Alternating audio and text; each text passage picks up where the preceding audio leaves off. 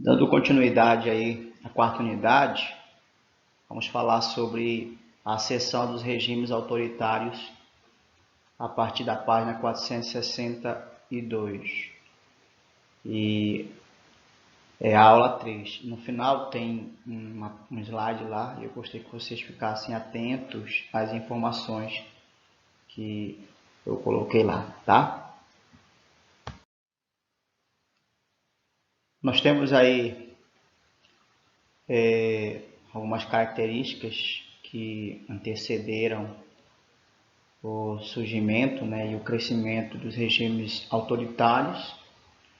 É importante ressaltar que a Grande Depressão ela atingiu praticamente todos os países capitalistas e alguns países ela foi bem intensa, Isso acabou provocando a formação de uma onda de insatisfação popular e gradativamente, ou seja, lentamente, alcançou também a classe dominante essa insatisfação.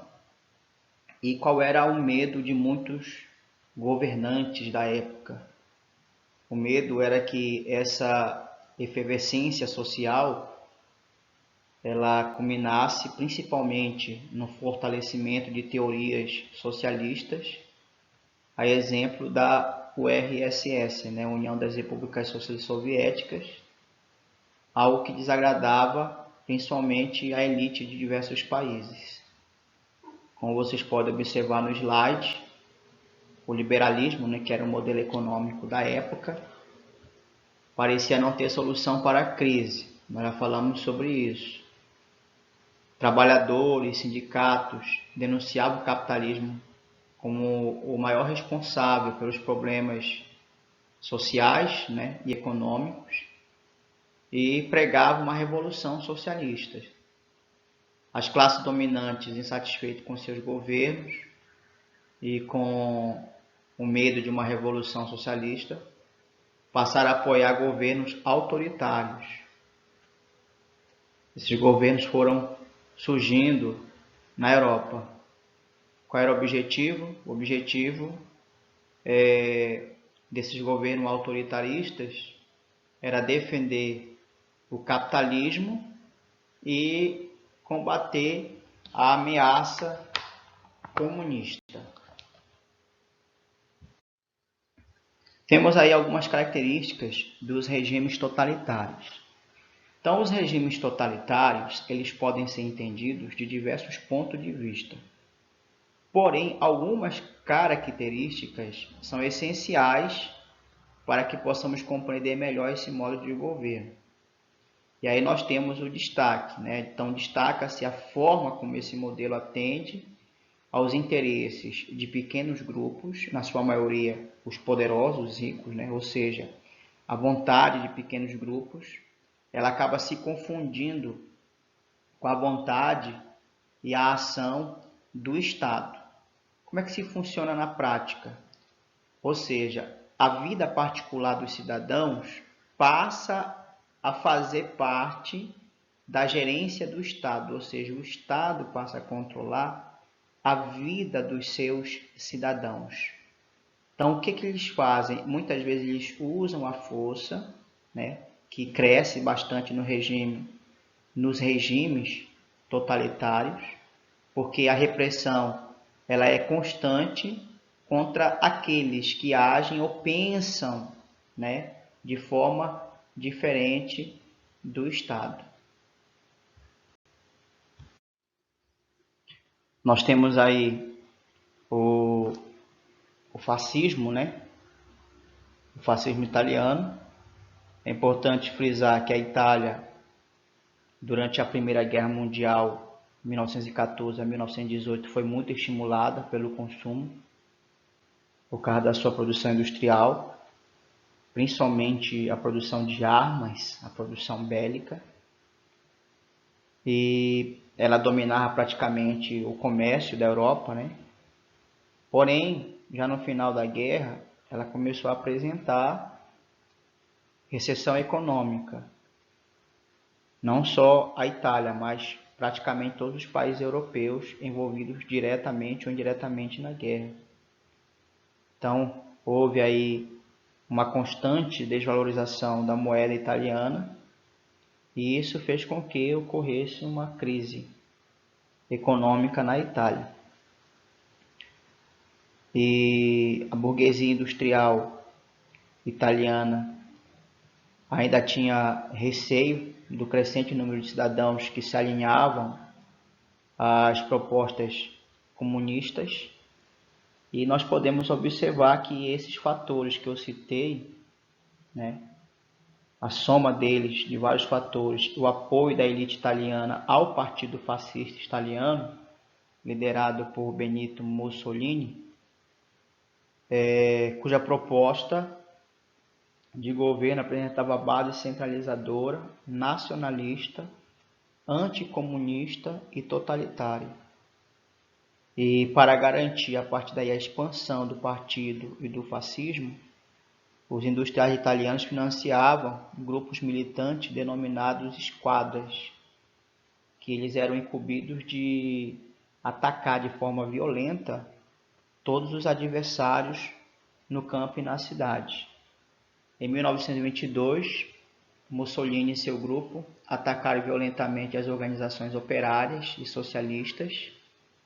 Em outubro do mesmo ano, os fascistas promoveram a Marcha sobre Roma. É importante salientar que esse movimento apresentou características de golpe de Estado e mostrou o apoio popular a Mussolini. Na época, o rei era Vítor Emanuel III. Ele foi pressionado e foi nomeado Mussolini como primeiro-ministro, que já era conhecido como Dúcio, que significa condutor, para a formação de um novo governo. E agora Mussolini no poder, a Itália iniciou um processo de recuperação econômica com a intensa intervenção do Estado. Houve investimentos na infraestrutura com a intenção de combater o desemprego. Houve a modernização das áreas rurais e ainda com a relação aos trabalhadores em 1927, por meio da Carta del Lavoro, né? Ou seja, a Carta do Trabalho, os trabalhadores italianos eles asseguraram alguns direitos. Com esse documento houve estabelecimento do corporativismo, né? O famoso corporativismo, ou seja, uma subordinação da mão de obra ao Estado e aos capitalistas. E durante a década de 1930, o governo de Mussolini agiu com repressão e violência contra seus inimigos, seus opositores, e só foi derrubado ao final da Segunda Guerra Mundial. Nazismo alemão. Então nós temos aí a data de 1918, foi quando a República Alemã ela foi proclamada. Durante a guerra ocorreu uma revolução conduzida diretamente pelos socialistas e liberais. O novo governo ele ficou conhecido de República de Weimar, né? Que foi o responsável de negociar diretamente a saída da Alemanha da guerra. Porém, a República de Weimar ela não recebeu o apoio da elite industrial alemã. Ao sair derrotada da Primeira Guerra Mundial, a Alemanha ela foi obrigada a arcar com as consequências, né, da Primeira Guerra Mundial, ou seja, ela foi obrigada a aceitar as imposições do Tratado de Versalhes, que obrigava ela a pagar todos os países que foram destruídos durante a Primeira Guerra Mundial. E aí, para honrar o compromisso, ou os compromissos, né, ela contraiu vários empréstimos, principalmente dos Estados Unidos. Isso fez com que a economia alemã ficasse mais fraca ainda e tornou a economia dependente do capital estrangeiro. A soma desses fatores criou um terreno próprio para o surgimento do nazismo.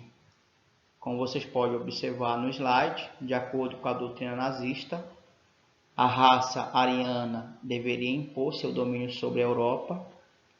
A tarefa de expandir a supremacia ariana significativa é destruir as nações que impuseram à Alemanha o Tratado de Versalhes e, internamente, acusava os judeus de traição contra os interesses do povo alemão durante a Primeira Guerra Mundial. Com a proposta de assumir o governo alemão em 1919, foi fundado o Partido Nacional Socialista dos Trabalhadores Alemães, conhecido historicamente, como o Partido Nazista. Um outro detalhe, que eles apostavam fortemente na militarização do país e principalmente no sentimento nacionalista.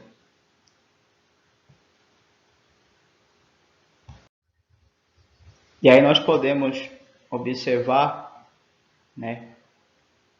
o partido nazista com a intenção de promover e ampliar o seu partido, o partido nazista. Seus integrantes promoveram algumas reformas, como por exemplo, reforma de base, que era uma reforma agrária, a nacionalização dos trustes e divisão do lucro das empresas. Ações no campo, perdão das dívidas dos agricultores e melhores preços de seus produtos. Na área social, melhores salários para a classe operária e incentivo ao comércio. Por fim, o Partido Nazista culpou a República de Weimar, os judeus e os comunistas pela situação precária em que a Alemanha se encontrava. Nós temos aí o Putsch, que significa em alemão golpe, o chamado Putsch Munique, e chegada ao poder. Então, em 1923, ocorreu a primeira tentativa do Partido Nazista, liderado por Adolf Hitler, de tomar o poder. Naquele ano, a inflação chegou a 17.000%, e se aproveitando da crise daquele mesmo ano, no mês de novembro, Hitler tentou promover um golpe chamado Putsch, de Estado, ou seja, um golpe de Estado, proclamando-se chefe do governo. Porém, essa tentativa dele não deu certo e Hitler e outros membros do partido foram presos. Lá na prisão, Hitler ele escreveu um livro que tem como título Minha Luta, que praticamente tornou-se a doutrina nazista, porque ali Hitler expressava a essência do nazismo, que segundo esse ideal, somente um Estado totalitário seria capaz de realizar as mudanças necessárias para tornar a Alemanha uma grande potência. O que aconteceu é que em 1932 o Partido Nazista chegou ao poder ao vencer as eleições para o parlamento. O Reichstag, no ano seguinte, Hitler foi convidado a chefiar o governo alemão. Um mês depois, o Partido Nazista incendiou o prédio da Reichstag, culpando os comunistas, e foi um dos motivos a mais, na verdade, para perseguir aqueles que eram contrários à ideologia do partido. Ao mesmo tempo que o governo reprimia com violência todos aqueles que eram contrários ao nazismo, ele implantava importantes políticas. E aqui nós temos a mais relevante, ou seja, a mais relevante ou importante plataforma de governo estava baseada nas teses do chamado pangermanismo, que dizia que todos os alemães do mundo deveriam ser reunidos em um mesmo país e em seguida estenderem seu domínio sobre outros territórios para assegurar a Alemanha como uma potência mundial. E do espaço vital, que dizia que todos aqueles que eram considerados povos inferiores deveriam ser dominados e parte de sua população deveria ser exterminada. Observem aí, né, a base da plataforma do governo nazista. Então, em pouco tempo, todos os partidos que eram contrários ao governo nazista foram fechados e foi instalada a ditadura nazista na Alemanha. Então, a partir do momento que vocês ouviram aí o áudio da unidade 4, né? Vocês podem fazer as atividades, tá? Das páginas 466, página 467, 468, 469, 470 e 471, tá? Façam aí essas atividades com atenção, tá bom? Eu vou postar também no grupo lá, tá? Um beijo, um abraço, até mais.